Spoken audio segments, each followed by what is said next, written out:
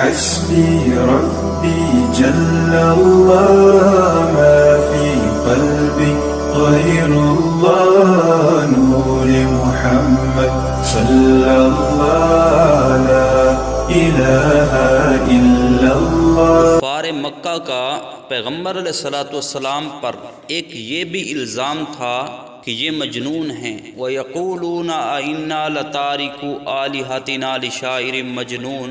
اس زمانے میں قبیلہ بنو ازد کا زماد نامی ایک شخص جنون وغیرہ کا دم کرنے میں مشہور تھا۔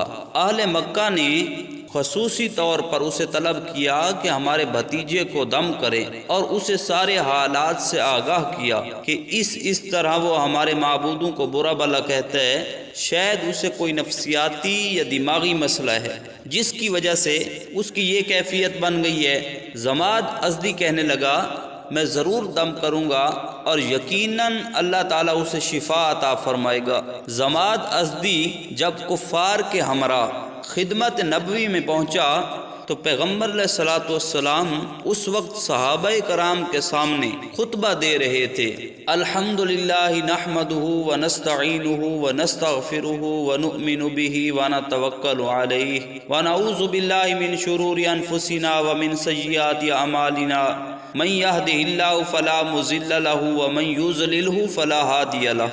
زماد نے جب یہ الفاظ سنے تو بہت متاثر ہوا اور دل میں کہنے لگا کہ یہ کتنے بہترین کلمات ہیں، اور اس پر ایک وجدانی کیفیت طاری ہو گئی اور کہنے لگا اعید علیہ هذه الکلمات، کہ یہ کلمات ذرا دہرانا۔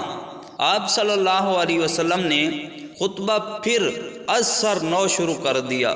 اس نے 6 بار دہرانے کی درخواست کی۔ آپ نے پھر یہ کلمات پڑھے۔ زماد بڑا متاثر ہوا اور کفار مکہ سے کہنے لگا کہ تم اسے پاگل اور مجنون سمجھتے ہو، یہ تو کائنات کا سب سے بڑا دانا اور سیانہ ہے۔ اور اسی مجلس میں پیغمبر علیہ الصلوۃ والسلام سے عرض کرنے لگا ہاتھی یادا کا لِأُبَايِعَكَ کا، اپنا ہاتھ آگے کیجئے، میں آپ کی بیعت کرنا چاہتا ہوں۔